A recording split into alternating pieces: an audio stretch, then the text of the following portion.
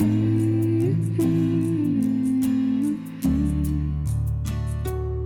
hea kuulaja ja tere tulemast kuulama podcasti Üle lahe sära. Minu nimi on Jaanika ja selles podcastis anname hääle Soomes elavatele ägedatele ja säravatele Eesti naistele. Olgu tegemist siis elulise mõtiskluse, isikliku teekonna, eduloo, suure väljakutse või hoopis natukesega neist kõigist. Mul on teile varuks palju põnevaid veel kuulmata lugusid. Mõnusat kuulamist!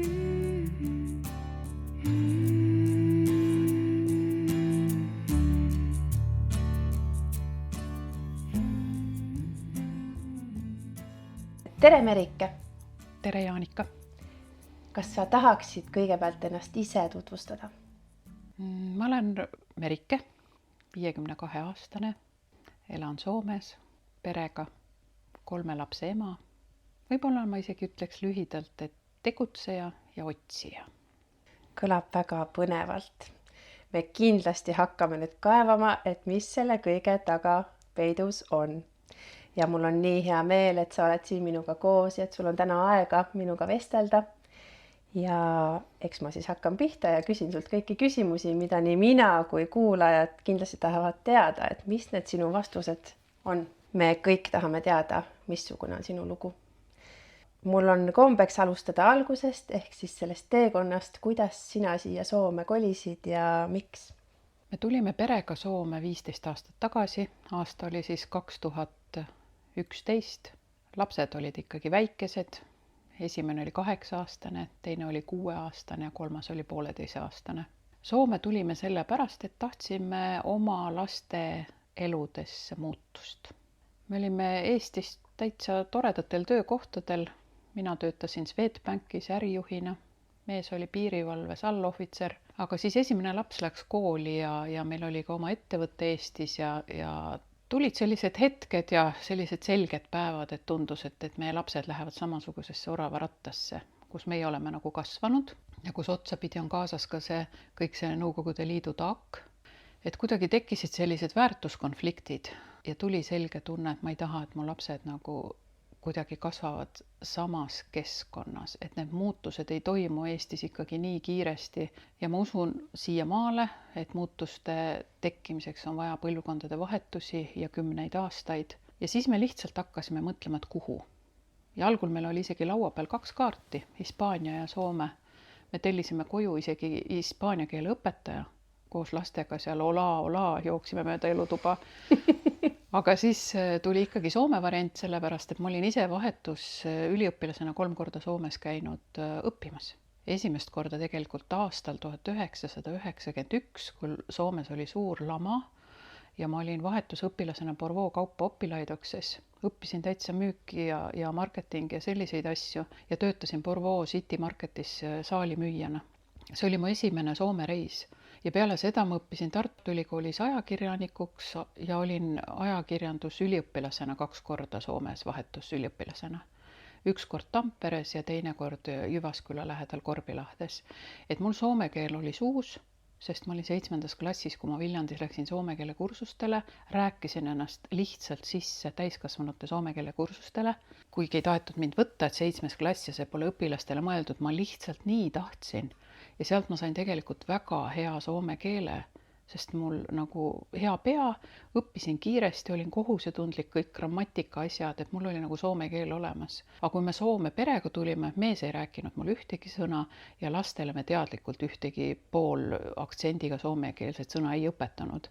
Nii et lapsed tulid ka täiesti puhta lehena. Me alustasime täiesti nullist. Nii et ma ikkagi, kui me hakkasime nagu Soome kandideerimas, ma saatsin alguses 80 CV-d, kandideerimisavaldust, et mul oli idee, et ma lähen lasteaeda tööle, et see on see, mida ma tahan teha ja mida ma oskan, ma saan lastega hästi läbi. Ma ei saanud ühtegi vastust ja mul läks 0,5 aastat, kuni siis ma sain Seurelt nagu vastused, et tule siia, et sõida siia töövestlusele ja hakkad siis nagu erinevates lasteaedades asenduslaste hoidjana käima lapsi hoidmas. Ja siis ma sain esimese töökoha ja esimene kuu aega ma käisingi niimoodi, et mees oli 3 lapsega Eestis ja mina sõitsin iga nädalavahetus laevaga koju Soomest. Wow. Et meil ei ole nagu see Kalevipoeg, mul oli nagu see Linda. Ikka nuttes läksin ja nuttes tulin, et ei olnud üldse lihtne. ja iga nädalavahetus sõitsin siis koju, mees oli 3 lapsega kodus, sest 3. oli veel nii väike. Ja nii me tulime ja Soomes me alustasime ühetoalises korteris. 6 aega me olime ühetoalises 5.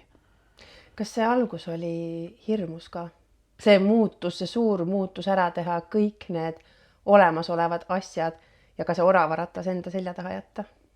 See oli tohutu muutus, aga sa ei saagi sellest selles hetkes tegelikult aru.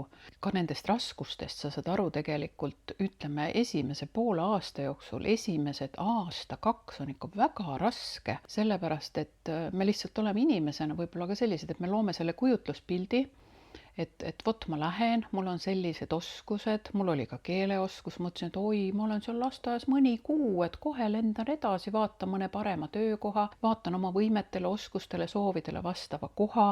See ei olnud nii, ma olin 2 aastat lasteaias. See ei ole nii lihtne ja siis ma sain kohe aru, et Eesti paberitega ma ei tee Soomes mitte midagi, ükskõik mida ma olen õppinud Eestis, Eesti diplomitega ma ei tee Soomes mitte midagi, ükskõik kus ma olen ennast täiendanud, ka Eesti töökohtadega ma ei tee Soomes mitte midagi. Jah, Eestis ma olin Swedbanki ärijuht, tipp võib ütelda nagu Eesti mõttes ja oligi väga lahe ja oligi väga hea organisatsioon ja suurepärane töökoht, aga Soomes puhas leht, võtame põhimõtteliselt A4, et räägi, kes sa oled. Ja nii oligi, ma olin ebapädev lapsehoidja lasteaias. Soome paberit mul ei olnud, see ei lugenud, et mul oli 3 last, see ei lugenud, et meil olid Eestis oma lastehoiud loodud, nagu oma ettevõtted, meil olid Jüris ja Peetrikülas omad eralastehoiud loodud, 0. Ja siis alustadki täiesti algusest. Ja see on omamoodi olukord, kus mõnes mõttes sul on jälle kõik võimalused, aga teisest küljest on natuke kurb ka, et see kõik, mille nimel sa oled tööd teinud ja vaeva näinud, ei ole mitte midagi. Jaa, see on selles mõttes ikka täiesti uue identiteedi ülesehitamine, pluss üldse ju suur muutus, uued töökohad, uued inimesed, kogu elukorraldus. Mina jäin ka bussist maha esimestel päevadel. Ma ei saanud üldse aru, ma seisan õigel kellaajal bussipeatuses. Kedagi teist sellel hetkel seal ei olnud. Ma ei teadnud, et ma pean käe tõstma ja see buss sõitis lihtsalt mööda. Ja selliseid hetke oli palju, ma arvan 100, kui need nagu hakata üles kirjutama, mõtlema, et niimoodi. Ja siis ongi nii, et sa lihtsalt õpid iga päev. Väga tuttav tunne, ma olen täpselt samamoodi seisnud bussipeatuses, täpselt samamoodi buss on sõitnud mööda ja siis ma olen mõelnud, et mis tal viga on, kas ta ei näe, et ma seisan siin. Või see, et kui sa tahad bussist maha, sa pead seda stop-nuppu vajutama. Ma mäletan, see oli ka minu jaoks alguses, et sellel ajal vähemalt oli nii, et kui Tallinnas sõidad bussiga, siis buss peatub. Sa ei vajuta stop-nuppu, kui sul mingi hädaolukord ei ole SOS. Ja siis ma mitu korda läksin õigetest peatustest mööda. See on kindlasti täpselt nii, et kui sa tagant järgi mõtled, siis sa alles saad aru, kui palju sa oled pidanud õppima ja mida kõike sa oled tegelikult pidanud läbi tegema, et üldse asjadest aru saada. Täiesti sellistest elementaarsetest asjadest, kuidas see ühiskond töötab ja mismoodi ja kuhu sa pead minema ja nii edasi. Ma küsiksin veel selle soome keele õppimise kohta, et sa kirjeldasid, et sa 7. klassis nii väga tahtsid. Kus kohast see selline kirglik mõte tuli, et mul on soome keelt vaja hädasti osata ja ma tahan seda õppida? Me elasime Viljandis ja minu isa laulis Sakala meeskooris ja nende sõpruskoor olid Porvoon meeslaulajad ehk siis Porvoo meeskoor ja nemad tulid Eestisse külla ja siis iga mehe kodus oli nagu üks mees nagu kodumajutuses ja see joug, kes tuli meie koju, lõhnas nii hästi ja tõi neid kollaseid soome nätse ja neid juicy fruit või mis need on, need kollased ja tal oli neid terve pakk, 20 tükki ja siis tal olid need oma firma pastakad, need Ensto valge-sinisega pastakad, täiesti nagu maagiline maailm, et Soome, vaat minu jaoks see kõik oli selles hetkes, kui see Soome mees istus meie toas ja võttis need oma kingitused välja ja lõhnas nii hästi ja kuidas ta käitus ja oli ja ma arvan, et see oli see, mis käivitas. Sest kuskil me ei olnud ju reisinud, ma olen ju Vene ajal kasvanud, et minu reisid olid ikkagi Venemaale. Ma olen käinud Artekis, Krimmis, kui ma olen 13-aastane olnud. Ma olen käinud klassiekskursioonidel Peterburis, Moskvas ja isegi kaugel Siberis. Need olid minu reisid, aga ma kuidagi mulle meeldis see idee nagu ka mingit teist keelt nagu osata. sest ma keelte peale nagu päris ja pean, noh, vene keel oli, eks kohustuslik, koolis ma õppisin saksa keelt ja siis see esmaspäeva õhtuti see kultuurimaja soome keele kursus, no minu jaoks oli see täiesti ülilahe asi. Ja ma olin agar seal selles mõttes, et ma olin ikkagi, mu motivatsioon oli nii kõrge, et ma olin vast seal grupis ainuke, kellel olid kogu aeg kodutööd tehtud ja kõik grammatika SSA ja SSÄ ja kõik need lõpud kirjutatud ja ma olin ikka tõesti agar ja ma olen hoidnud seda raamatut alles siiamaale seda õpikut. See oli kindlasti, mina ise usun, et see ütlus on olemas põhjusega, et asjad juhtuvad põhjusega ja see kõlab nagu üks selline hetk, et asjad juhtuvad põhjusega ja mingisugused hetked, kui me tagantjärgi mõtleme, et kust mingi asi on alguse saanud, siis see pusle lõpuks saab kokku pandud. Et see kõlab nii tähendusrikkalt, et sul on see õpik ka veel alles ja öelge veel, et ei tohi täiskasvanute kursusele vastu võtta. Tegelikult on ju veel üks väga tähenduslik lugu. Kui ma olin Soomes vahetusüliõpilasena õppimas, ma olin Tamperes ja õhtuti mul ei olnud midagi teha ja sellel ajal oli Eestis chat, see OK jutukas. Ja mul ei olnud õhtuti midagi teha ja ma olin ülikoolis arvutiklassis ja ma esimest korda mõtlesin, et ma lähen vaatan, mida see OK jutukas teeb. Ja seal ma hakkasin oma mehega suhtlema. Me olime ju mõlemad kasutajanimega seal sees ja ta tuli Soome külla mulle. Nii et meie pime kohting, pilte ju too aeg interneti kaudu ei saanud saata, meie pime kohting on olnud üks päev peale mu mehe sünnipäeva Tampere bussijaamas. See kõlab väga romantiliselt siiski ja see on nii üllatav lugu. Mis aasta see oli, kui te kohtusite, kui ma võin küsida? See oli aasta 1999. Et siis ma just sellepärast küsingi, et ega ju kunagi ei saanud lihtsalt nii, et ma istun laeva ja tulen Soome, vaid see pidi olema selline aeg, kui juba sai ise otsustada, et nüüd ma tulen vaatan, mis siinpool lahte on. Mu abikaasa sai siis 25, nüüd me oleme üle 50, eks ju. Ja mina kirjutasin, ta ei viitsi nagu kuttidega pubisse minna jooma. Ma ütlesin, et aga tule siis Soome. Ka viskasin lihtsalt selle lause nagu sinna jutuka, lihtsalt sinna aknasse kirjutasin. Ja ta kirjutas, aga ta tulebki, et ta pole kunagi Soomes käinud. Ja siis ma kirjutasin talle lihtsalt teksti, et kuidas Tallinnas laeva minna, siis oli bussijaam Helsingi kesklinnas, seal kus praegu on kampi, et siis tuled seal trammiga sinna, siis istud selle bussi peale ja siis tuled Tamperes, et ma olen sul Tamperes siis bussijaamas vastas.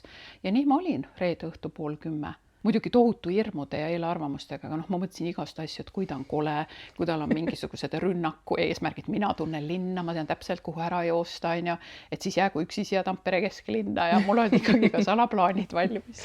Õige, ja naised alati peavad salaplaanid olemas olema, ka tänapäeval, eriti kui me siin tinderdame ja no mina ei tinderda, aga selles mõttes, et riskid on alati olemas, aga ometi ta tuli ja ometi sellest sai üks vägev lugu. Nii oli jah, et ja siis me abiellusime 2002, 3 aastat hiljem. Aga meie esimene kohtumine on Tamperes ja hiljem, kui me oleme perekonnad Tamperes ja Tampere bussijaama remonditi päris mitu aastat, siis me oleme alati üritanud nagu perepildi seal teha ka, et see on nagu ikkagi ajalooline, tähenduslik koht ja hetk, et vot me oleme siin kohtunud ja lastele ka rääkinud, et Emmeissi on siin kohtunud. Ja ma mäletan, kui lapsed olid veel väiksemad ja me selle ehitusaia ääres seal mööda käiel palusime pilti teha ja siis räägime laste, et no see on see koht, kus Emmeissi on kohtunud. Lapsed, nii ebaromantiline, mingi ehitusmaa peal. Aga meie nägime seal muidugi hoopis midagi muud ja nüüd see on remonditud ja see on jälle ilus ja me saame jälle perepilte teha. Väga armas traditsioon. Ma loodan, et te käite seal veel palju-palju aastaid neid pildikesi tegemas. Sa natuke juba rääkisidki nendest suurtest väljakutsetest. Kas sa oskad öelda, kas oli veel mingeid asju, mille peale sa mõtled tagantjärgi, et need olid ikkagi väga suured väljakutsed, kui sa siia kolisid või kui te kogu perega siia kolisite, et mida kõike see veel hõlmas? No kui sa tuled lastega, siis on tegelikult ju vastutus laste eest. Ja sa mõtled vanemana seda, et kuidas lapsed kohanevad, kas nad kohanevad, oled natuke nagu kogu aeg valvamas, et kuidas neil läheb. Ja meil olid tõesti ju lapsed, üks läks lasteaeda, üks läks nagu eelkooli ja üks läks nagu sellesse ettevalmistavasse klassi. Et lapsed tegelikult väga tublid, et noh, ka mõelda nagu, et lihtsalt pannakse nagu autosse, otsustatakse ja sa oledki teises ümbruses. Ja siis uuesti ju kodu loomine, et alguses ikkagi üürikorterid ja siis samal ajal sa pead ise ju käima tööl. ka see majanduslik pool, et sa pead ju tegelikult hakkama saama ja siis, kui see reaalsus ju on see, et tegelikult kulud Soomes on väga suured, jah, kui tunduvad, et need brutopalga numbrid on suured, aga kõik, et mis on tulumaks, mis on elamiskulud, mis on ka kütus, bussipiletid, söök, et need kõik asjad nagu kokku joosta. Ja siis selle kõige keskel nagu enda leidmine, sest ma läksin ka päris kiiresti õppima, sest selle ma sain ju kohe aru, et ma ei saa siin ühiskonnas mitte midagi, kui mul ei ole siin aktsepteeritavaid nagu pabereid. Tuleme nende õpingute ja selle karjääri juurde veel kohe tagasi, aga veel enne seda ma tahaksin küsida veel selle alguse kohta ka, et mis oli sinu arust lahe, mis oli sinu meelest siin Soomes äge, sest 2 riiki on omavahel ikkagi erinevad. Mis olid sellised asjad, mille osas sa mõtlesid, et vau, et see on küll nii tore? No minu vau tegelikult oli ikkagi esimestes töökohtades lasteaedades, et see, kuidas suhtuti nagu lastesse, see oli minu jaoks täiesti nagu vau, et tõesti neid austatakse, respekteeritakse, neile antakse seda vabadust teatud piirides. See oli just ka mulle väga tähtis nagu emana, sest see oli ju see, miks meie Eestist Soome ära tulime. Siis mind täiesti muidugi rabas ka see, et kui su tööpäev lõpeb 16:18 ja sa oled seal 16:25 veel kohmerdamas, et siis töökaaslane tuleb, ütleb sulle, mis sa siin veel teed, et su tööpäev lõppes 16:18, sest no Eestis sa lihtsalt teed tööd. Noh, ka mina pangas töötades saatsin ka vahel õhtul peale kella 10 nagu viivega e-maile välja, et need hommiku kell 8 on töökaaslasel, eks ju, e-mailid saab lugeda kohe, et see töösse nagu panustamine, see töö ja vaba aeg ja mis mulle ikkagi kohe alguses oli see inimeste väärtustamine, et mina ju läksin ka lasteaeda, ma olin ebapädev lapsehoidja. See oligi minu amet ja minu roll ja minu töö. Ja sellel ei olnud nagu üldse, tähendab seda hierarhiat ei olnud üldse sellist, et vot ülemus määrab, käseb, poob ja laseb, karjub, võib mõnitada sind, et see töökeskkond ja see inimese väärtustamine töös, see oli ka mulle nii, et vau, et oled täiesti väärtuslik sellisena, nagu sa oled, sõltumata sellest nagu sellest ametinimetusest, mida sa siis hetkel teed. Need olid sellised asjad, mis mind tegelikult ikka kohe algusest tegelikult täiesti rabasid, sest ma tulin nagu kuidagi täiesti teisse väärtusruumi, ma isegi võiks ütelda. Ja samas, kui me räägime sellest tundest, et sind väärtustatakse sellisena, nagu sa oled, siis me räägime inimese baasvajadustest. Ja teine asi, mis mul kuidagi praegu mõttesse jäi, oli see kogu see muutus ja see mõte seal taustal, et missugusest oravarattast sa sinna tuled. Ma arvan, et see on endiselt väga aktuaalne teema, väga paljude jaoks. Kindlasti mitte kõik inimesed ei tee seda tööd, mis neil kuidagi selle seesmise leegi põlema paneb ja on nii äge. Reaalsus on ikkagi see, et paljud käivad tööl, et oma arveid maksta ja meilide saatmisel õhtul kell 10 ei ole mitte midagi viga, kui see on su enda firma, mille nimel sa tahadki seda teha, sa tunned, et sa teed õiget asja. Aga kui see nii ei ole, ja me teame, et paljudel see nii ei ole, siis see tegelikult sööb sind seest kuni mingi piirini ja tuleb midagi muuta. Et see inimese väärtustamine hoolimata rahvusest, ametinimetusest on tõesti asi, mis ma tunnen, et siin Soomes on hästi või paremini kui Eestis. Jah, et sa saad ikkagi olla sina ise, aga ma tulen ka alati mõtetes tagasi selle juurde, et ikkagi nagu ise peab vaatama, mida sa tahad, kuidas sa tahad, milliste inimestega sa tahad suhelda, millises keskkonnas sa tahad olla. Ega meie Soome tulek ka, see oli suur muutus ja see nõuab julgust, sest tegelikult sa ei tea, mis sind ees ootab. Ja tegelikult on hea, et ei tea, sest siis sa õpidki, sa arened, sa lihtsalt tuled nende olukordadega toime, sest sul enam ei ole muid variante nagu selle kõrval. Ja kindlasti on tal tohutu areng, nagu hingeline areng ja nagu isiksuslik areng ka. Ja see kindlasti paneb meid inimesena ka kasvama. Ja põhjus, mille pärast nendest asjadest on nii tähtis rääkida, on see, et ega maailm meie ümber ka muutub kogu aeg.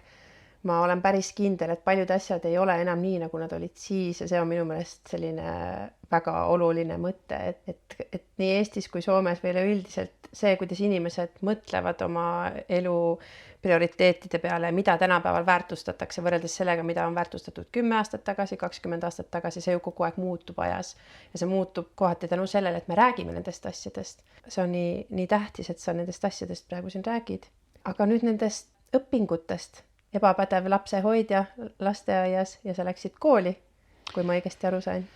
Jaa, mulle öeldi lasteaias, et kui sa tahad siin püsivat töökohta saada, et sa pead minema kooli. No ametikooli, kutsekooli. Ja ma läksin vale eriala õppima. Selles mõttes, et oleks pidanud siis minema nii-öelda lähihoidaja. Eestis ju otsest tõlget ei olegi sellele. Mina läksin perhepäevahoidajaks, sest ma lihtsalt sain valesti aru. Ühesõnaga õppisin sellise ameti siis lasteaias töötamise kõrvalt, sõitsin Espo teise otsa bussiga, et kuulata siis loenguid nagu täiesti algusest peale, lapse arengust ja kõigest. Ja siis ma sain selle nii-öelda perehoidja kutse, lõpetasin siis edukalt, sain isegi stipendiumi ja sain aru, et see ei aita mind mitte kuhugi, mul on lihtsalt üks paber. Millega sa saad tegelikult lihtsalt lapsi enda kodus hoida, on ju? Just. Jah, no põhimõtteliselt ma juba olin, mul oli 3 last. Kas siis oli naljakas ka või on ainult tagantjärgi naljakas? No tagantjärgi on naljakas. Sellel hetkel, kui ma sain aru, et ma õpin vale eriala, ei olnud enam naljakas, aga kuna mul on põhimõte, et ma ei jäta ka pooleli, siis ma tegin selle ikkagi ära ja ma sain oma stipendiumi ja mul on selle kohta paber, et ma võin kodus lapsi hoida. Ja siis ma läksin edasi õppima. Ma läksin siis, kandideerisin siis, soome keeles ammatikorkekoolu, ikkagi kõrgkooli nagu sosionomiks, sotsiaaltööd. Ja mul oli isegi seal üks periood vahel, kui mul lõppes nagu tähtajaline leping siis lasteaias ära, kuna suvel ei olnud nii palju eriti neid ebapädevaid hoidjaid vaja. Ja siis ma läksin ju Töötukassasse, teetoimistusse ja ütlesin, et ma tahaks edasi minna õppima, et ma tahaks nagu seda sotsiaaltööd. Ja ma mäletan seda hetke, kui see töötaja mulle ütles, sa ei saa sinna. Sinna on nii suured konkursid, et sa ei saa sinna sisse, et unusta ära see idee. Et sinu koht ongi olla see lapsehoidja ja mul on see isegi ju kirjas seal nii-öelda minu tööle saamise plaanis, et umbes unistab siin sotsiaaltöö õppimisest, aga on nõus jätkama tööd lasteaias. Kui ma lugesin seda lauset, mõtlesin, et ei, ma kindlasti ei ole nõus, et ma tahan edasi minna oma elus. Ja ma sain sinna sisse. Kuigi seal oli suur konkurss, 8 inimest kohale, ma olin ainuke välismaalane seal grupis, teised olid kõik soomlased, ülilahe ja jälle töö kõrvalt, siis ma olin juba lasteaias ikkagi töötasin, aga olin juba suundunud ka peretöösse, ehk siis käisin juba nagu ise peresid nõustamas kodukülastustel kodus, et näiteks kui kaksikud sündisid, et kuidas nendega toimetada, kõik unekooliga seotud asjad ja ma käisin siis peredes lapsi hoidmas ja juba ka nõustamas. Eriti beebidega peredes. Ma nüüd paljastan kuulajatele selle, et tegelikult me oleme Merikesega kunagi kohtunud ka siis, kui mina õppisin seda sama asja. Ma mõtlen, kas see nüüd oli see hetk, kui me siis kohtusime kunagi seal Laureas, kui mina õppisin oma seda esimest haridust ja kas sina olid just sellel hetkel siis seal samas, et me oleme kunagi kohtunud kooliaegadel? Ja ma arvan, et kui aastaarve nüüd hakkame võrdlema, et need on need hetked ja see õppimine oli ju kaua, ikkagi peaaegu 3 aastat ja seal oli lõputöö kirjutamine, et selle ma kirjutasin kõik eesti keeles, ma tegin sellist nagu kodused eesti emad, nagu nendele sellist tugirühma, 8 korda me käisime koos, et Espo linna poolt ma sain siis isegi lapsehoidja teise tuppa ja siis meil oli 8 eesti ema, kellega me käisime siis 8 korda koos, et selline tugirühm kodustele eesti emadele, kes elavad Soomes. Väga lahe aeg, väga lahe kool, ma sain nii palju praktilisi nõuandeid, ma siiamaale neid asju kasutan ja kõik see seltskond, meie koolikaaslased, kõik siiamaane me suhtleme, et see oli ka väga lahe aeg. Aga jälle täis töökoha kõrvalt, selles mõttes ikkagi õhtuti või kui oli koolipäev, jälle võtad palgata päeva, oled päev otsa koolis. No paras pingutus ikkagi, kui ma mõtlen praegu ja soome keeles lõputöö kirjutamine, ei ole kerge teaduskeelt kirjutada soome keeles, aga on tehtud, lõpetatud, olemas. Ma ei tea, ma ikka korduvalt tulen tagasi selle mõtte juurde, et me oleme eestlastena ikka korralikud rööprähklejad. Ma tean nii palju rohkem rööprähklejaid kui mitte rööprähklejaid, et ei ole sellist asja, et mis mõttes ei saa. Saab küll, paneme saama, et ei ole sellist allaandmist, vaid on ikka hullult pusitakse, kuni saab tehtud. Ja tegelikult mõtle, kui uhkes saad enda üle olla, sa oled võõras keeles kirjutanud lõputöö. Aga mis pärast seda edasi sai? Pärast seda ma mõtlesin, et ma ei jää selle ala peale. Ma siis töötasingi nagu sotsiaalnõustajana ja sama olin veel peretöö poolel ja läksin juba lastekaitsesse tööle. Ja siis ma vaatasin, et et sotsiaaltöötajaks ma ikkagi tahan saada, see mind huvitab, selleks on mul nagu huvi, oskused ja ma läksin sotsiaaltöötajaks õppima. Ehk siis ülikooli? Ma läksin Helsingi ülikooli üldse nagu tutvuma sellega, tegin Helsingi ülikoolis, avatud ülikoolis ära nagu sotsiaaltöö õpinguid ja siis ma vaatasin, et ma pean magistrisse minema, magistratuuri ja siis ma mõtlesin, et ma lähen Tallinna ülikooli.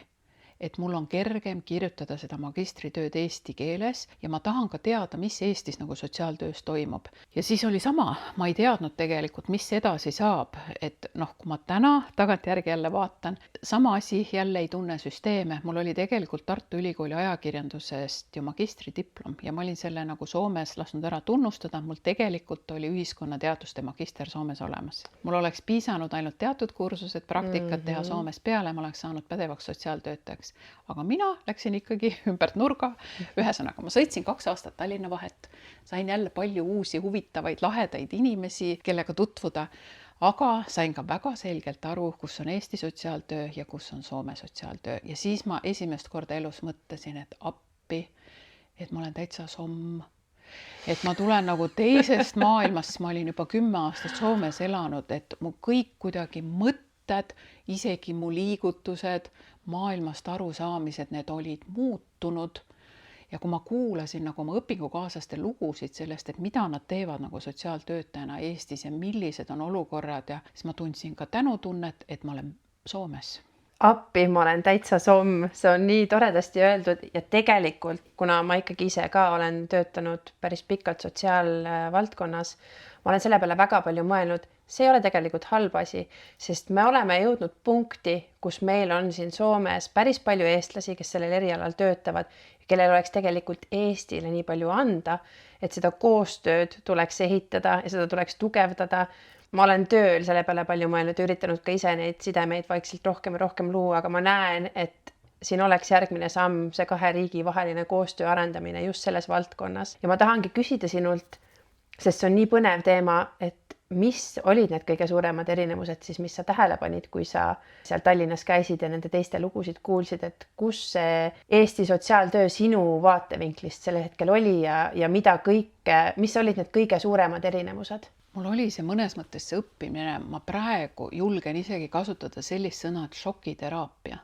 Sellepärast, et ma tulin, eks ju, Soomest või olen Soomes, kus on süsteemid nagu paigas asteastmelt, kuidas minnakse peredele appi, millal minnakse appi. Ma töötasin sellel ajal juba lastekaitses Soomes. Ja muidugi lastekaitses sa näed neid kõige rängemaid lugusid, ka Soomes.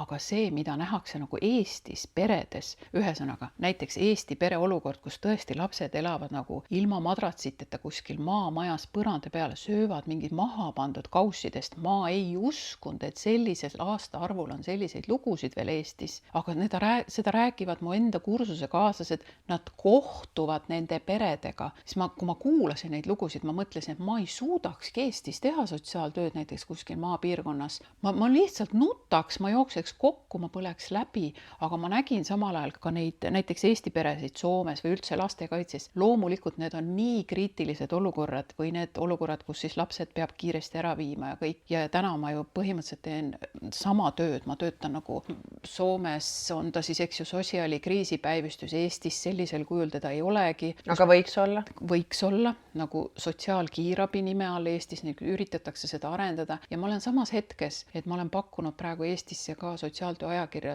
artiklit oma tööst, et kuidas see Soomes juba toimib. Aga tagasi tulles selle šokiteraapia juurde just see, et nagu mis hetkel minnakse appi, kuidas aidatakse ja siis ma uuesti kuidagi sain selle pildi selgeks, et need on need väärtused. See on see inimese väärtustamine, et kas see väike laps on väärt, millist elukeskkonda ta on väärt, millist tulevikku ta on väärt, kuni selleni välja, et nagu riigisüsteemid, riigistruktuurid, rahade jagamine, et millele me siis panustame, et kui me täna seda väikest last ei aita ja tema õpib selle peremalli, mis ta siis õpib, on seal, roomab seal põranda peal ja sööb sealt kausist, milline lapsevanem siis temast tuleb vaimse tervise osas, jaksamise mõttes, milline lapsevanem ta on, kuidas me ometi näeks nagu seda suuremat pilti, et kui me täna paneme selle väikese raha, viime selle perenõustaja sinna koju või õpetame beebi eest hoolitsemist, kui pikaks ajaks see tegelikult annab selle nii-öelda jaksava toreda lapsevanema, kes jaksab ka nii-öelda tööl käia, makse maksta, seda ühiskonda nagu ka üleval pidada. Et ma väga palju mõtlen neid nagu suure pildi asju, et kuidas nagu sellest aru saada riiklikul tasemel, nii Eestis kui ka Soomes, et kuhu ja millal sa panustad ja mis sellest siis tegelikult nagu tuleb. Ja me sotsiaaltöös ju tegeleme siis sellega, kui ei ole tulnud asjad nagu õnnestunud või ei ole läinud need asjad hästi, et see on ju see, mida ma sotsiaaltöös teen. Praegu sotsiaalikriisipäivystuses nii-öelda valve sotsiaaltöötaja ametis, ehk siis minu töö on see, me töötame 24/7, kui inimesed helistavad 112 hädakeskusesse või helistavad ise meile ja on mingi mure ja need mured on siis beebidest vana inimesteni, need on siis elust surmani, me teeme ka kriisitööd, et me näeme nagu kogu seda elukaart ja me lähme sinna sotsiaaltöötajana selles hetkes appi. Ja muidugi me näeme kõike, me näeme naljakaid lugusid, me näeme ka väga traagilisi lugusid, rääkimata kriisitööst, surmajuhtumid, eks ju, aga me näeme palju ka lastega peresid, suur osa meie väljakutsetest, kuhu me sotsiaaltöötajana kohale lähme, on ikkagi lastekaitse.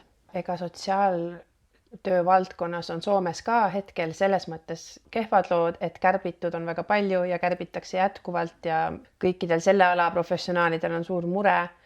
Aga teine asi, mis siin olemas on ja mida ära ei saa võtta, on need põhimõtted ja need väärtushinnangud ja ma tahan uskuda, et see kannab meid edasi. Ja sotsiaaltööga on muidugi alati olnud see probleem, et kui Riigikogus otsustatakse eelarvet, siis vaadatakse numbreid. Millega sotsiaaltöö tegeleb, on see, et neid kulusid ära hoida. See, mida me teeme või mida meie tiimid teevad, mida töötajad teevad, on see, et ei tekiks neid kalleid muresid, aga seda tööd vaadatakse kui suurt kulu ja ei nähta võib-olla kogu seda potentsiaali või mille pärast seda vaja on alati.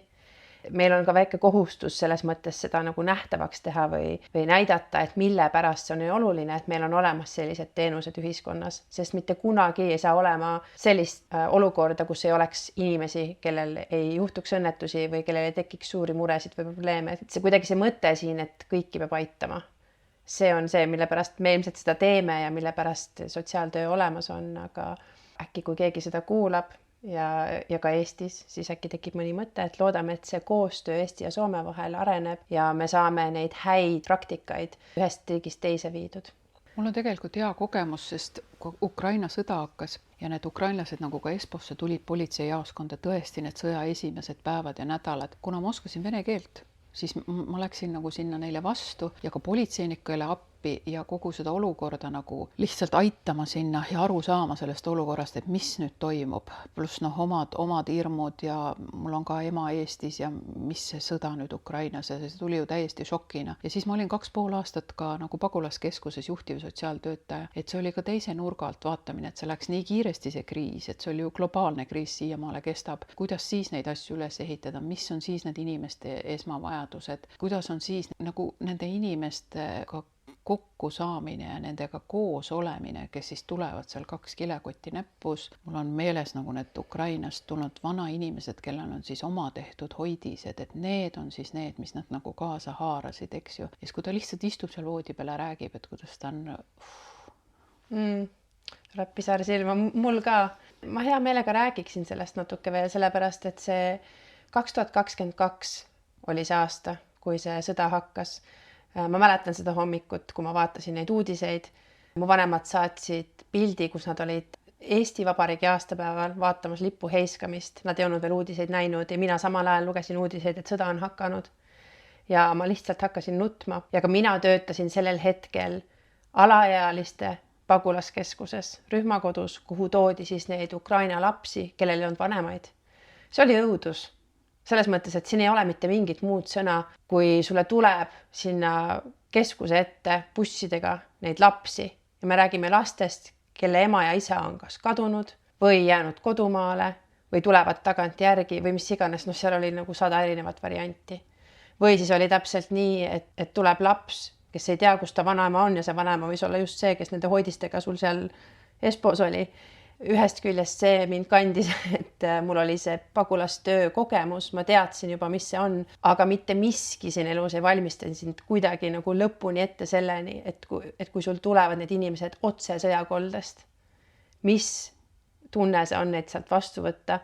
Loomulikult sa aitad, sa tegutsed professionaalselt, aga see emotsionaalne torm, mis sul sees sünnib, ükskõik kui professionaal sa oled, see on midagi, et inimeste lood ikka puudutavad ja kui sul ikkagi on seal see memmekene, kes on oma vanaduspäevadel pidanud oma kodu maha jätma või sul on seal see laps, kelle ema on pakkinud talle kotti, voltinud need aluspüksid ja särgid ja pannud passi kaasa ja saatnud selle lapse lihtsalt kodumaalt ära. Kui sul ikka süda sees on, sa ei saa külmaks jääda. No mind see kõige rohkem õpetaski see, et kes ma ise inimesena olen, kuidas ma reageerin, kuidas ma suudan ennast nagu ka kokku koguda sest nagu sa ütlesid ka, sa pead professionaalina ju toetama, isegi kui mul nagu endal süda nutab sees, tegelikult see inimene vajab ka minu abi praegu ja ma pean olema ka nii palju professionaal, ma suudan teda selles hetkes aidata ja ma suudan ka endale abi otsida, et kas see on siis supervisioon või coaching või mille kaudu ma siis saan need oma pinged maha. Ja noh, see on ka suur osa, mis Soomes sotsiaaltöötajatel ja sotsiaalala inimestel on ju suur asi, et sul on võimalus, sul on need kohad, kus sa saad auru välja lasta. Noh, praegu, kui ma tegelen palju kriisidega ja noh, tõesti ka väga-väga raskete juhtumitega, meil on isegi võimalus saada nagu psühhoterapeudilt 1-1 kohtumine. Kui on selline asi, et ma ei suuda enam magama jääda või mingi asi pöörleb mu peas, et mul on ikkagi võimalus abi saada, et see on see koht ka, mida Eestis oleks nagu väga-väga vaja. Sul on nagu selle inimestega töötamise juures on see võimalus lasta need oma pinged välja, rääkida oma hirmud välja, oma eelarvamused, kõik asjad, et sa suudaks seda tööd teha. No empaatia on sotsiaalvaldkonna professionaalide kõige suurem tööriist, aga see on kaheteraline mõõk. Mina tegin oma lõputöö kaastunde väsimuse teemadel ja see on üks asi, mida endiselt ka praegu tänapäeval piisavalt palju ei tunta, kuigi ma olen täiesti nõus, et on suurepärane, et siin on võimalus minna supervisiooni või minna spetsialistide juurde ja seda peabki tegema, sest seda tööd ei saa teha nii, et sa ise seda asja endast professionaaliga välja ei lase. See lihtsalt see on ränk töö, aga see ei ole ainult ränk, et seal on ka palju selliseid õnnestumise tundeid ja see, et saame kedagi aidata, siis see on see ilmselt, mille pärast me seda teeme, kuigi vahepeal on niisugune tunne, et täitsa hull peast vist. Ei, mul on ikkagi vahel on selliseid hetki, et ma tunnen, mul tõesti on tiivad, et ma olen maast tõstetud, et milline õnn, kui sa oled leidnud selle eriala ja sa oled sellises töökeskkonnas, kus sa saad tõesti olla sina ise, sa saad kõiki oma oskusi, võimeid, kõiki kasutada ja sa saad klientidelt ka sellist tagasisidet, tõesti nagu kaelakuti nutame, kui on viimane kohtumine või midagi sellist. Või mingi lapsevanem tuleb, mul oli üks kogemus, kui lapsevanem tuli nagu 3 aastat hiljem bussijaamas minu juurde, ütleb, Merike, sina käisid meie lapsi hoidmas. Kas sa tahad näha, kui suureks nad on kasvanud? Ja siis see terve see bussipeatuse seltskond nagu kuulab ja vaatab meid, sest Soomes on inimesed ikkagi vaoshoitud ja niimoodi. Kui emotsionaalselt ta näitab mulle telefonist oma videost, vaata, nüüd ta jookseb, et ta käib seal lasteaias ja mina ka tunnen, et mul hakkad kohe pisarad jooksma. Et see on nagu nii lahe, et sa saad siukest tagasisidet. Need on päris asjad, need on päris inimesed, need on päris kohtumised. Seda ei saa kuskil õpikusse kirjutada valmis, et käitu nii ja tee nii ja siis sa saad aru, et jess, ma teen nii õiget asja, et see on nii minu eriala ja see on nii hea, et ma seda tööd saan teha.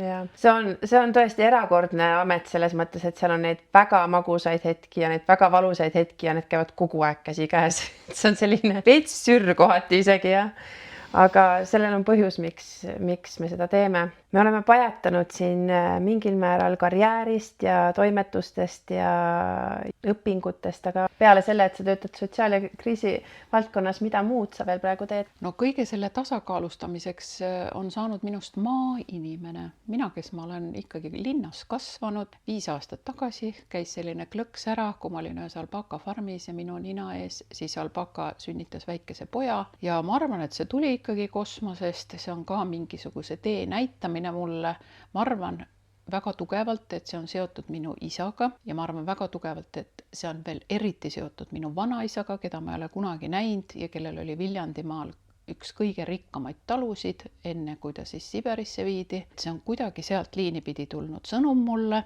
Ma kasvatan praegu alpakasid, mis siis tasakaalustab kõike seda muud möllu ja neid muid ideid ja hüplemisi ja tegemisi, mis mu elus on. Räägi nendest alpakadest natuke rohkem, sest mina näiteks ei tea, missugused loomad need sellised on ja kuidas see nende kasvatamine käib ja mida kõike see nõuab? No 5 aastat tagasi oli see hetk, kui see pojakene siis sündis ja sellest tuli nii tugev teadmine mulle, ma tahan alpakasid, nad meeldivad mulle, ma lihtsalt tahan neid. Meeletu julgus ja tegelikult nagu hullumeelsus. Mina, kes ma olen kasvatanud nagu lihtsalt paar rotti, 1 amstri ja siis on meil kodus olnud kass. Ma sõna otseses mõttes, ma ei oska isegi arguga, ei osanud nagu heina tõsta. Ma isegi ei teadnud, mis see maaelu on, et mis on tall ja mis on talli koristamine. Ühesõnaga, kui see alpaka poeg, see kriia ära sündis seal Eestis, minul oli 2 nädala pärast suvepuhkus algamas. Ja ma läksin sinna lihtsalt nädalaks ajaks vabatahtlikuks. Lihtsalt õppisingi, kuidas heina tõsta, kuidas talli koristada, kuidas alpakadel küüni lõigata, kes nad on. et ohoh, nad on erinevad, polegi ainult sellised karvased, toredad nunnukesed, neil on erinevad ninad, neil on erinev kehaehitus, neil on lihased, kõik villaga seotud teemad, mul on nii palju õppida, ma olen sellise suure tee alguses. Ja see kõik siis päädis sellega, et ma tulin Soome tagasi, ütlesin mehele, et ma tahan alpakasid, aga mees on mul suurepärane abikaasa, sest minu ideed tulevad ja lähevad ja kui mul tekib idee, siis ma olen täiesti hullunud, ma võin olla 24/7 üleval, otsida selle kohta materjale ja olla veendunud, et see on minu uus eluetapp ja vahel need asjad lähevad üle, aga vahel need ei lähe üle.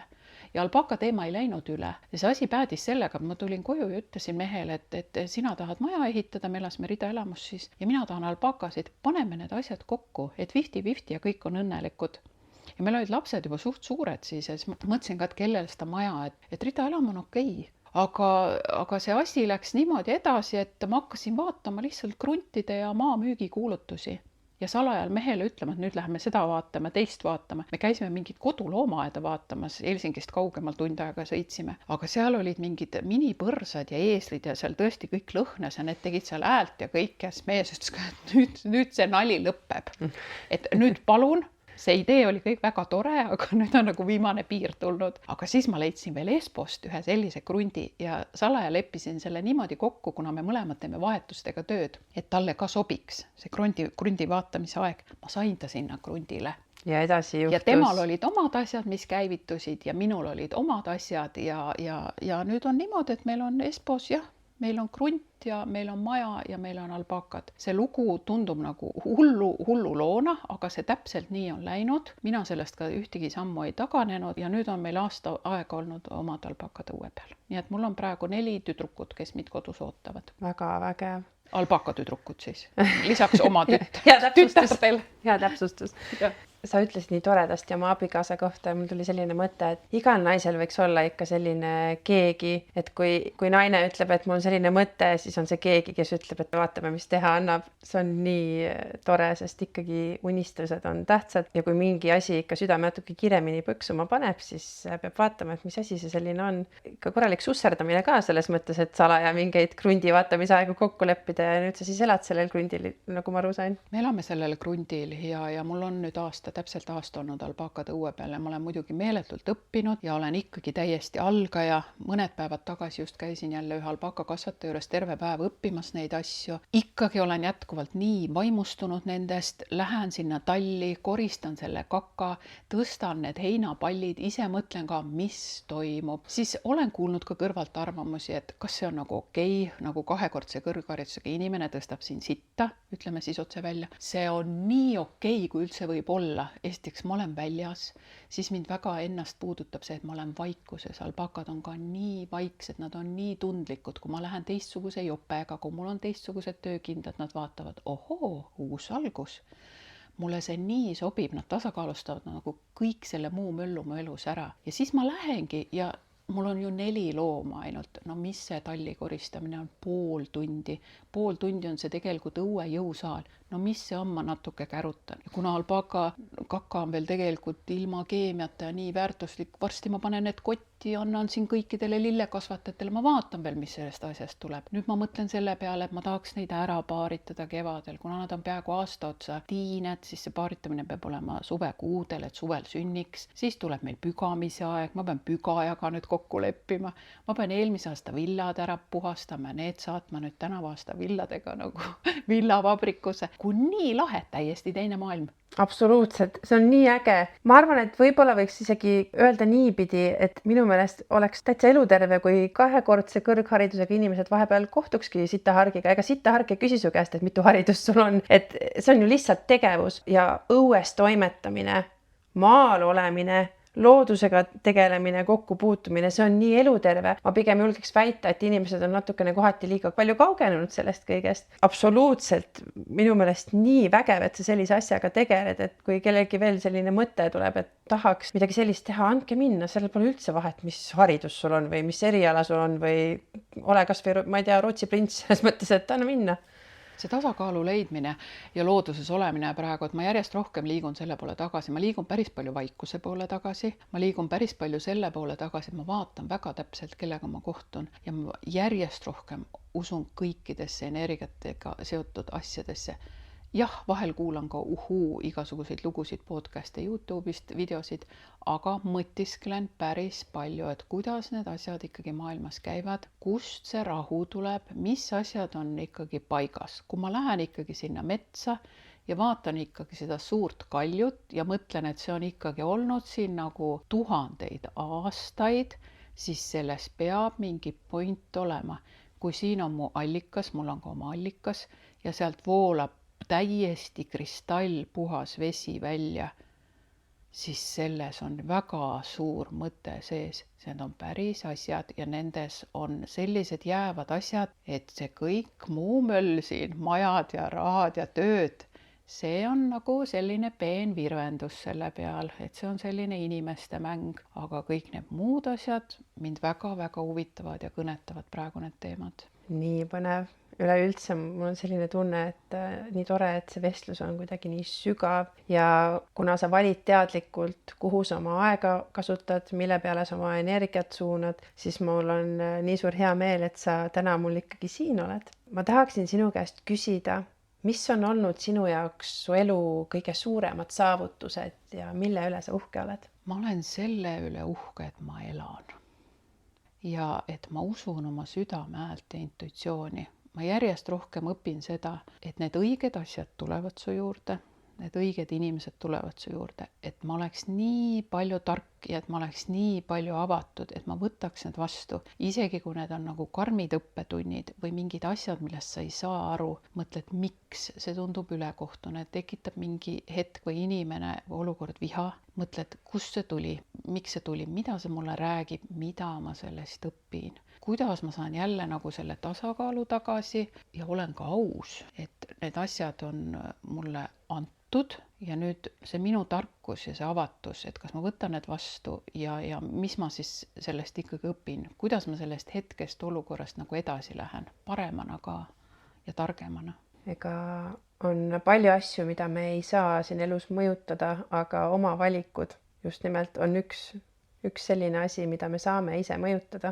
See aususe sõnum on siin podcastis kuidagi väga olulisel kohal, ma panen tähele. Ka sina räägid aususest ja sellest, et mida sa ise tunned, et sa tahad ja et sa oled enda vastu aus. See on tegelikult selline elus selline kandev jõud.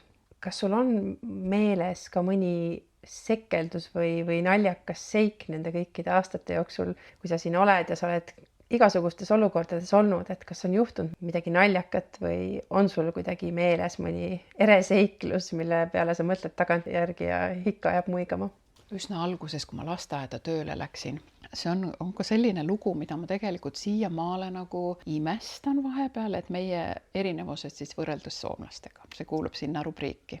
Ma ikkagi jätkuvalt õpin ka Soomes elamist ja soomlaste käitumisega seotud asju. Ma läksin lasteaeda ja mulle anti ülesanne, et tulevad nagu lihavõtte pühad, et lastele värvipilte nagu koopiamasinaga teha, et üks väike mingi jänes, et selle järgi võiks võtta, et võt lasteraamatus on see väike joonistatud jänes ja et ma võiks üritada seda nagu suuremalt joonistada ja et see on sellise hea kujuga, et lastel on hea värvida. Ja mina võtsin selle lasteraamatu, läksin üles juhataja kabinetti ja panin selle raamatu lihtsalt nagu selle koopiamasina peale ja lihtsalt panin suurenduse, eks ju, pluss 400%. Ja ma sain selle jänese ju kohe suureks. Ja ma läksin 5 minuti pärast alla tagasi, mul olid need suured jänesed siis paberi peal ja see raamat näpus. Ja see mu töökaaslane oli täiesti šokis. Ütles, et kuidas sa selle said?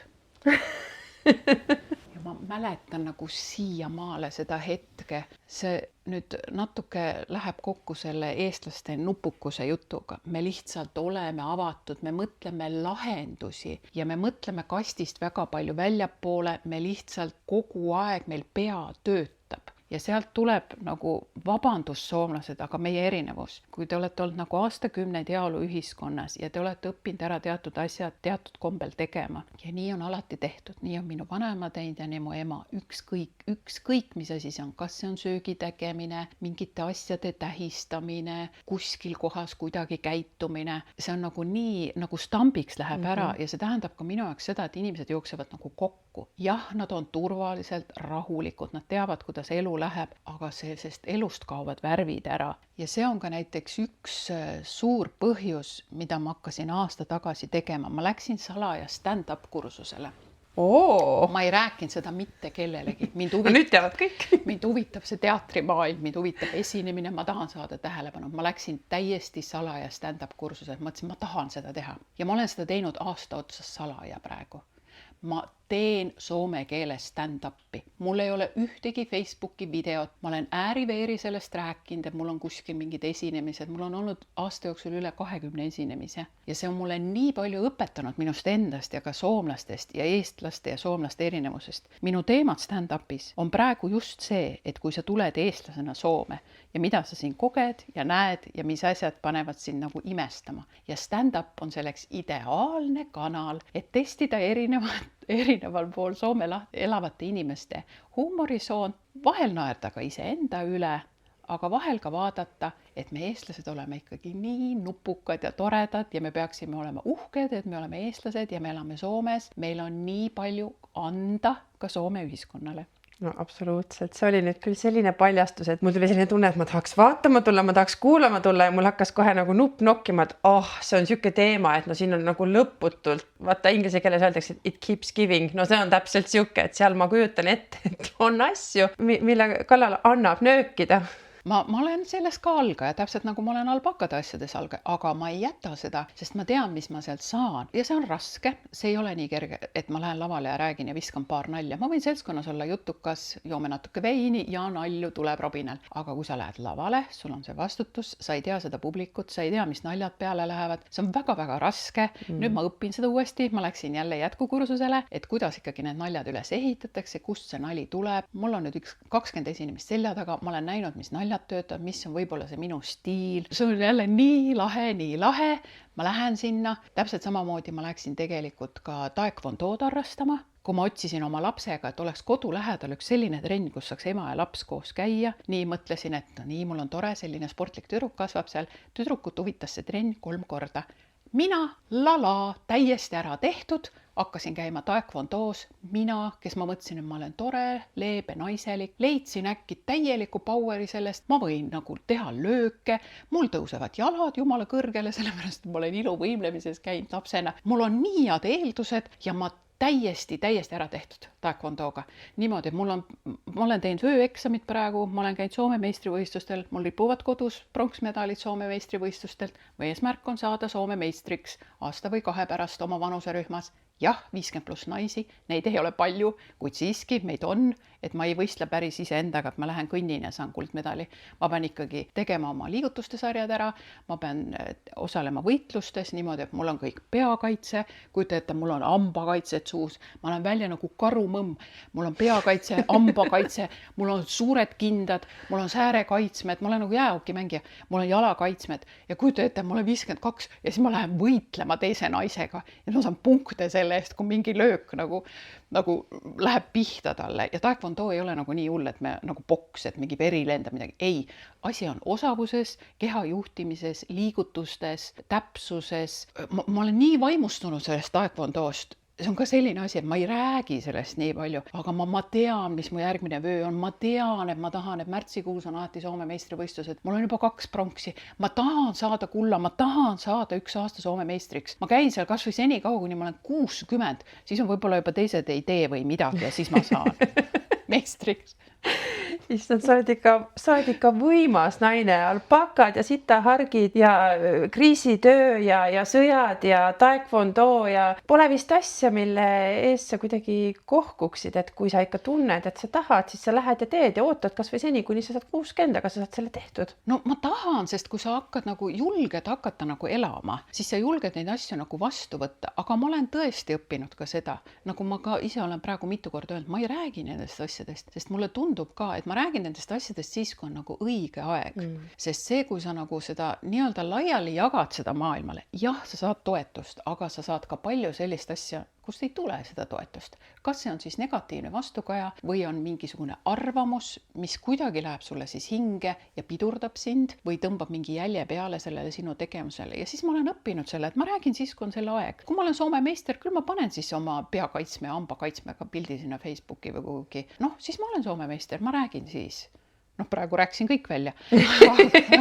Huvitav küll, et missugune diivan meil siin on, et siin tulevad igast huvitavad asjad välja, aga tegelikult see on väga-väga äge ja see on lausa imetlusväärne.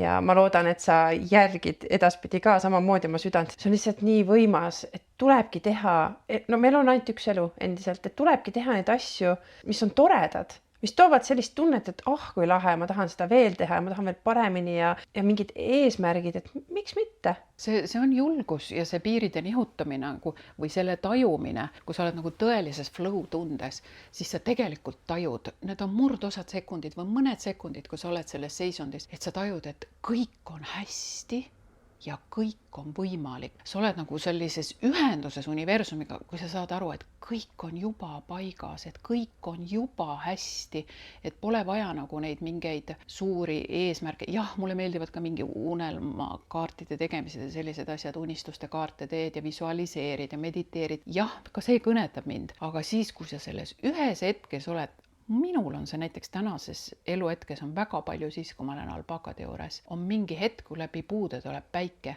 ja nad on ju ka täiesti vaikuses, need loomad seisavad mu ümber ja ükskõik, kas mu see hetk on talv koristatud või koristamata, kas ma olen tulnud öövahetusest ja olen olnud võib-olla saanud mõneks hetkeks silma kinni panna ja jooksnud kuskil kriise lahendanud või isegi mõne lapse ära pidanud viima öös, mis iganes, ma seisan seal, läbi puude tuleb see päike.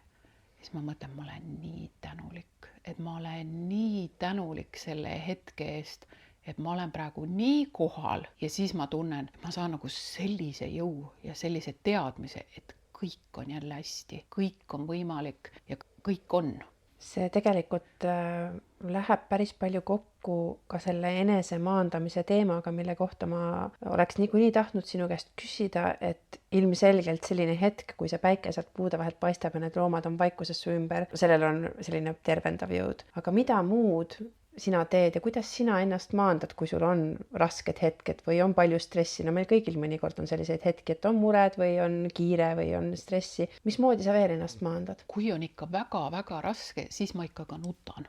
Ma võin ikka täiesti ma võin autoroolis ennast välja nutta, ma võin metsas ennast välja nutta. Seda ei ole tihti, aga see on ka tohutu maandus ja järjest rohkem tänu Lilleoru kursustele ma vaatan seda emotsioonid ja mõtted. Milline möll meie sees toimub ja kuidas neid saab maandada, kuidas neid saab vabastada. Seal ma olen ka nii algaja, aga mind see nii palju huvitab. Need tehnikad, mis ma olen sealt õppinud, kui ma neid nagu kasutan, nagu sekunditega võin ennast maandada ja kuna mul on need kogemused nagu päris elust praegu, et see teadlikkus iseendast ja oskus märgata oma emotsioone, tundeid, mõtteid, taustaemotsioone ja neid vabastada sellel samal hetkel. Need imelised asjad, mis siis hakkavad juhtuma ja see teadlikkus jälle, ma ise isegi loon need rasked hetked. Mida annad, seda saad. Seda on nii raske iseendale vahel öelda, nagu et mis mõttes, et ma tahan ju ka olla ohvri rollis ja mulle tehti liiga ja tema ütles nii ja tema tegi naa ja kuidas need asjad niimoodi jõud olla ja ma olen vihane ja ma tahan kätte maksta ja kõik need asjad. Lihtsalt sa oled teadlik sellest kõigest. Ja ma ikkagi hetkel täitsa, ma ütlen, et üksinduses maandan ennast. Ja vahel ka nii, et ma kuulan päris palju asju, aga ma katsun, et ma sealt nii-öelda ei lähe üle nende asjade kuulamisega, sest siis on jälle sa kuidagi lahustud nagu ära, sest neid arvamusi on nagu maailmas täpselt nii palju, kui on erinevaid inimesi. Neid elusid on maailmas täpselt nii palju, kui on erinevaid inimesi. Meil on igal ühel siin oma tee ja kas ja kui palju me siis ikkagi õpime teistelt või sa lähed hoopis mingit peegeldust vaatama või ikkagi kokkuvõttes õpid läbi oma kogemuste. Vaat ma ei tea veel neid asju nii hästi. Aga praegu üksindus, iseenda tundma õppimine, loodus, need nagu päris asjad, need on mulle praegu toeks. Sa mainisid, et kui nendest asjadest sa oled siin rääkinud nüüd avalikult täna, et oled proovinud stand-upi ja siis on need muud asjad, mis sa mainisid ja siis kui asjadest ka vahele ka välja rääkida, siis võib tulla mitte ainult toetust, vaid võib tulla ka teistsugust tagasisidet, kindlasti inimesi, kes alati ei taha head või inimesi, kes ütlevad oma arvamusi välja moel, mis võib tekitada ebakindlust. Kuidas sa nende olukordadega siis toime tuled, kui sa tunned, et mingi asi läheb sulle hinge? ma lähen tagasi ikkagi oma kogemuse juurde. Ma mõtlen oma elu kõige raskemaid hetki ja ma tean, mis need on olnud. Ja mul on olnud see jõud ja mingi teadmine ka sellel hetkel, isegi siis, kui ma olen olnud noorem ja mul on olnud elukogemust vähem, ma olen ju nendest olukordadest välja tulnud, mis tähendab seda, mida ma olen iseenda jaoks õppinud. Alati on lahendus. Ma ei tea alati täpselt, mis see on ja ma ei tea, kuhu suunda mingi asi läheb. Kas see on mingi suhe või mingi probleem või kellegi mingi ütlemine. Ja siis ongi, et lihtsalt selle oma tarkusega, et oot, kelle arvamused näiteks mulle tegelikult korda lähevad. Ja siis hakkad piirama ka, aga ma ei peagi kuulama kõiki arvamusi. Kui ma korduvalt tunnen, et näiteks mingilt inimeselt tuleb negatiivsus tagasi või mitte toetus mulle, tegelikult kui ma nüüd olen aus, mul ei ole ju seda inimest vaja. Kui see aeg, mis ma kulutan selle ja energia selle hetke peale vale inimesega olles, suheldes, tema mingisuguseid võib-olla oma egost, pettumusest, kadedusest olevaid lauseid vastu võttes, aga miks ma valin selle teise hetke, ma valin selle, et ma tulen siia näiteks sinu juurde, istun siin diivani peal. Aeg on ju sama ja aeg on väga suur ressurss ja energia, et aga vahetame seda niimoodi heade inimestega ja loome midagi. Me tuleme jälle selle juurde, et me saame alati valida. Okei, mitte päris alati, me oleme sellest teemast ka tegelikult siin podcastis rääkinud, siin on omad nüansid, aga oma reaktsioone ja seda, kuhu me oma aega ikkagi tahame suunata, seda me saame tihti ikkagi valida. Teine asi, mille peale ma olen palju mõelnud, on see, et missugune inimene läheb ja lihtsalt ütleb teisele halvasti, ütleb midagi, mis kindlasti tekitab teisele halba enesetunnet või tunnet, et ta ei ole piisav. Eks siin võib olla ka erinevaid asju, et mõnikord lihtsalt kellelgi on halb päev ja ta ei mõtle, aga see inimene tuleb ja vabandab. Aga need inimesed, kes lihtsalt teadlikult lähevad ja õõnestavad teise inimese head kogemust või tunnet või õnnestumist, tal ei saa ju kõik hästi olla. Et jah, need olukorrad on ebamugavad, kui keegi meile halvasti ütleb, nagu tõsiselt halvasti, mitte nähvab kogemata ja siis pärast vabandab, aga nagu keegi tõsiselt teadlikult tuleb ja õõnestab, tegelikult see ei ole ju üldsegi meiega seotud, vaid see on selle inimese mingi oma lahendamata asi. Aga selle teada saamiseks ja selle kogemiseks ja sellega ka nõus olemiseks sa pead kasvama.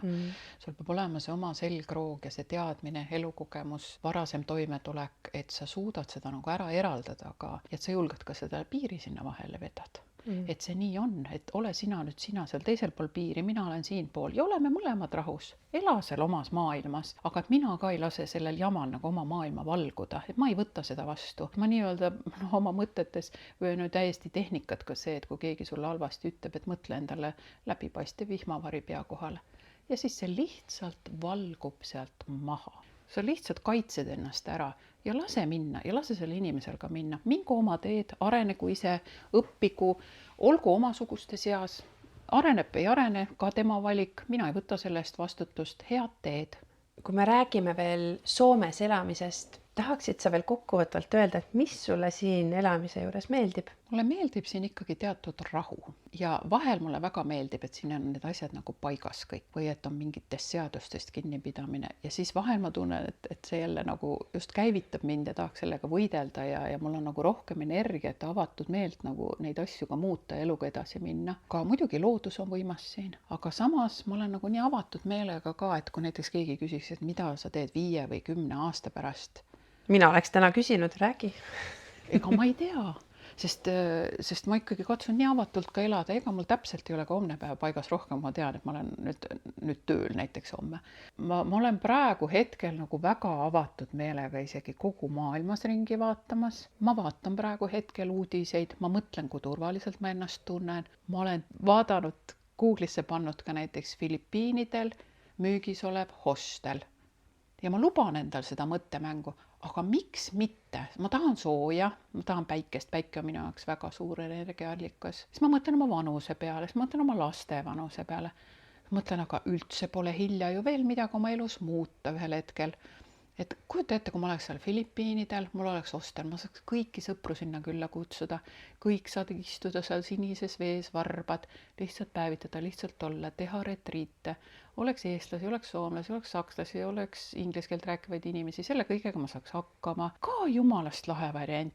Nii mõnus, ma juba kujutasin ennast sinna Filipiinide rannale ja jalad soojas vees. Ja siis on mul näiteks siuke unistus, ma tahaks minna Aafrikasse vabatahtlikuks. See kõlab jälle nagu, et siis mida, milleks? Ma vaatasin töö juures, kui ma meil oli seal üks selline avatud hetk, võikasin selle nagu välja, tuli lihtsalt jutuks, et kas teil on mingeid asju, mida te tahaksite veel elus ära teha. Ma ütlesin, ma tahaks minna Aafrikasse vabatahtlikuks. Mul on lihtsalt selline tõmme sinna. Tahan minna sinna, kus on see päike ja need inimesed ja mul need kogemused nagu Aafrikast pärit inimestega on niivõrd positiivsed olnud. Jah, see võib olla minu roosa mull, mille ma olen üles ehitanud. Ma saan aru, et seal on vaesus ja liiv ja neid inimesi kasutatakse ka ära ärilistel eesmärkidel, maavarade pärast, mis iganes. Vaat mina tahan minna Aafrikasse vabatahtlikuks. Me juba teame, kuidas see lugu lõpeb. See lõpeb täpselt samamoodi, nagu lõppesid kõik krundi vaatamised ja alpakad ja kõik muu. Et küll ma arvan, et kui me mingit aastat pärast kohtume, siis me võime rääkida, kuidas sul Aafrikas läks. Mina lähen ja mina olen hakanud neid täitsa guugeldama, mis see tähendab, et ma ei lähe sinna raha eest, ma ei lähe selle nii-öelda ärilisele eesmärgile, kui nii-öelda müüakse seda vabatahtlikult. Ei lähe. Mina võtan ise seal mingi kooliga või otse ühendust ja lähen sinna päriselt vabatahtlikuks. Mitte see, et keegi müüb nagu seda nii-öelda vabatahtlikuks olemist, et sa maksad sellest ja ei ole. Mina võin võtta küll sealt kaevust seda vett ja olla seal. Ma arvan 3 kuud, 6 kuud ja siis ma tean, mis see on. Miks mitte? Ma usun, et kui Aafrika saab sinu sinna vabatahtlikuks 3 või 6 kuuks, siis on jälle suur võit ka seal. Ja tegelikult sotsiaaltöö valdkonnas, no vähemalt sotsiaaltöö tudengid ja sotsiaalnõustamistudengid, nad ikka käivad ka seal, et ega see ei ole midagi nii erakordset, absoluutselt, miks mitte minna ja proovida, mis see siis ära ei ole. Nii me siin vist mõtleme. See kõlab nagu see hetk, nagu need kõik eelmisedki hetked, et ma tahan, siis me teame, kuidas see lõpeb. Maailmas on palju ägedaid riike, on need Filipiinid ja siis on erinevad Aafrika riigid, aga kui me nüüd räägime Eestist, siis mida sa või kas üldse ja kui siis mida sa Eesti juures igatsed? Ma igatsen Eestit omamoodi. Mu ema elab Eestis, mu õde elab Eestis, õepere ja mul on ju Eestis sõpru ja ma kogu aeg otsin selliseid asju, kuidas ma saaks ka Eestis käia. No Lilleoru on mulle praegu kohana väga tähtis, eks ju, ema, õde, õepere, sõpru tahaks nii palju rohkem näha. Noh, ma nüüd üritan neid Soome meelitada, nüüd on alpakad ka ja tõmbenumber, küll ma naad saan siin suvel Soome. Siis on mul väga lahedaid Eestis ikkagi endiseid töökaaslasi ja kultuuriinimesi ja praegu just ma tahan ühte kontserti Soome tuua, Eesti lauljat, ma tahan tuua teda oma metsa, sest see on nii tema keskkond ja mu süda ütleb, et tema sobib sinna ja ma teeks sellise ainult väga headele inimestele Soomes elavatele eestlastele kutsetega kontserdi selle konkreetse lauljaga oma metsas, et ma kogu aeg nagu hoian seda Eestit nagu ja see, näiteks see sotsiaalkiirabi teema või see, et nagu sotsiaaltöö ajakirja sellest kirjutada ja olen isegi Tallinna Ülikooliga natukene alustavalt natuke seda mingit loengute pidamise sarja või midagi. Ma otsin neid häid põhjuseid saaks jälle Eestisse minna. See artist nüüd tundub küll nii põnev, aga kas see on saladus? Kes see on? Ma tahan, et Hedvig Hansson tuleks ja annaks mu metsas oma kontserdi. Loodame, et nüüd, kui see sai kõva häälega välja öeldud, siis see juhtub. See tundub, ma ei ole su farmis käinud, aga mul on see ettekujutus sellest metsast, kus see päiksekiired paistavad läbi ja siis need rahulikud vaiksed alpakad seal, et see võiks ikka võimas elamus olla. Hedvigil on üks väga äge luule ja laulukava ja kohe, kui ma natukene sain sellest aimu, jälle selline asi, lihtsalt see nüüd tuli konkreetselt see inimene, see mõte, idee ja see on mul nagu nii tugevalt ja kui ma nagu intuitiivselt tunnen, et see on õige asi, siis mida rohkem ma lähen selle intuitsiooni järgi, seda paremini ma ise elan.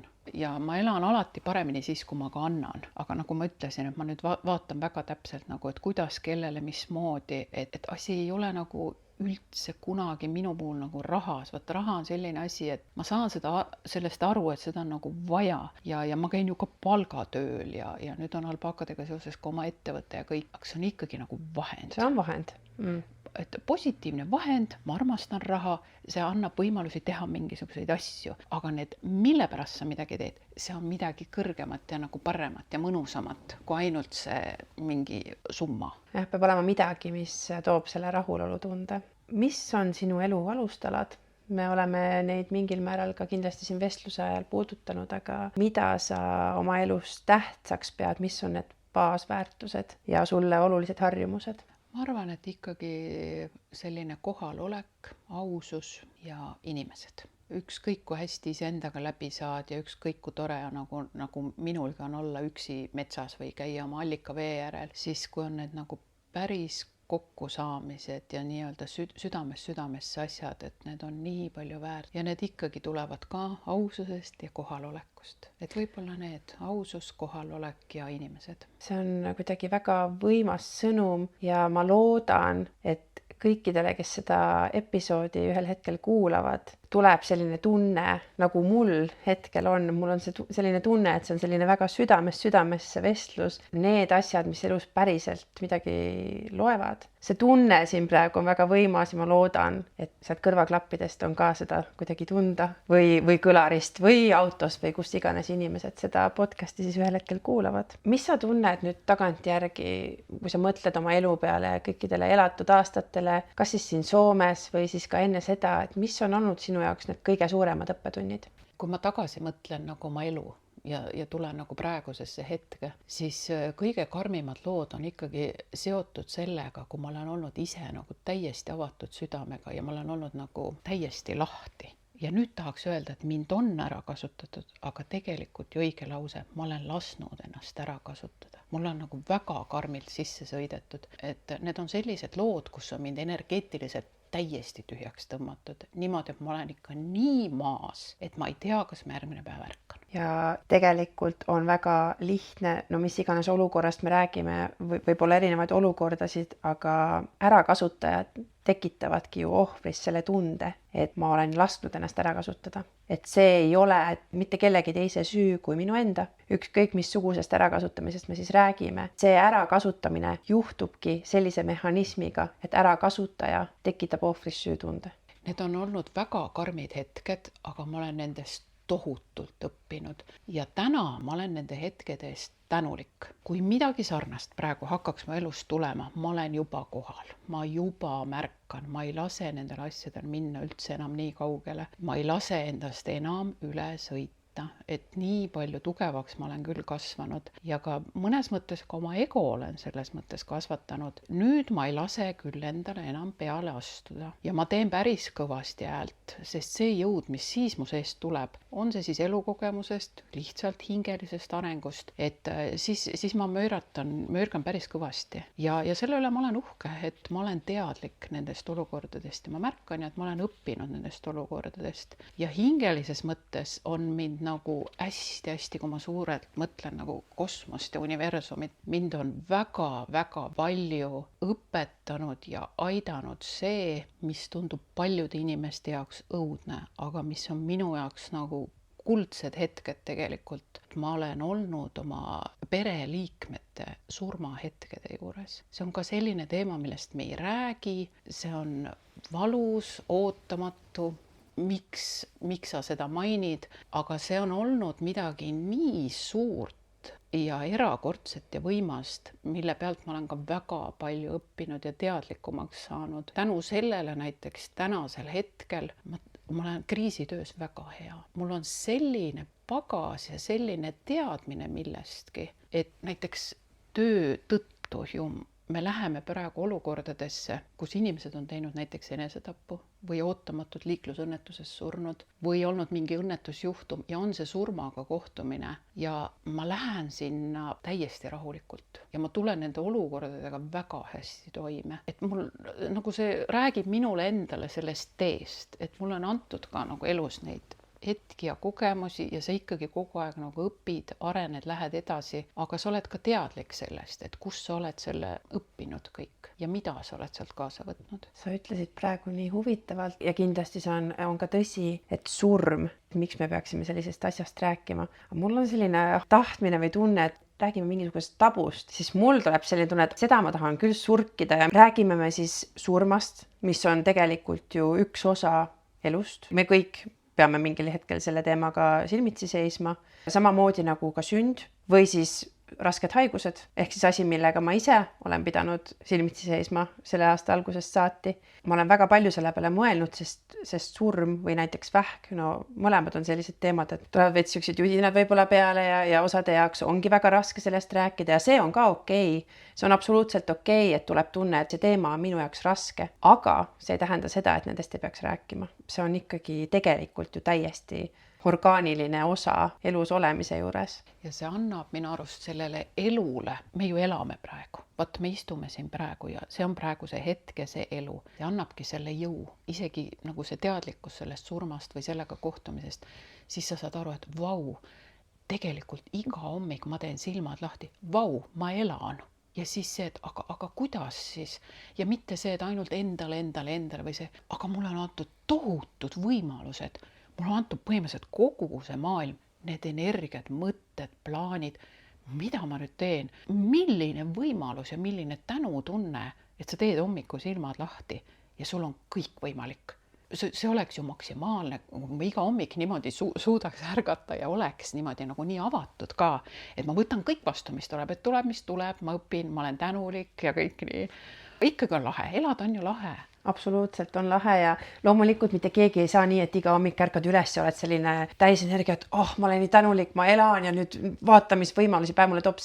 Me teame, et see päris nii ei käi, aga üritada mõista, et mul on see päev, mul on võimalusi, ma võin teha tegelikult, mida ma tahan või ma võin üritada. Isegi see, et kui ma läbi kukun, pole hullu, ma vähemalt üritasin ja see on juba palju parem kui see, et lihtsalt olla see sipelgas. Et nii lihtne on muutuda selleks sipelgaks, kes käib iga päev oma rada ja üsna tuimalt. Mida rohkem ma inimestega kohtun, mida rohkem ma inimestega räägin, seda rohkem mul tuleb see tunne, et ikka mingi selline olukord on olnud nendel inimestele, kes saavad sellest praeguse hetke tähtsusest aru, mis need üles on äratanud. Need võivad olla erinevad asjad, aga jah, et kui me suudaksime kuidagi meeles pidada seda, et me ei muutuks nendeks sipelgateks, kes lihtsalt käivad niimoodi klapid ees ja sama asi iga päev.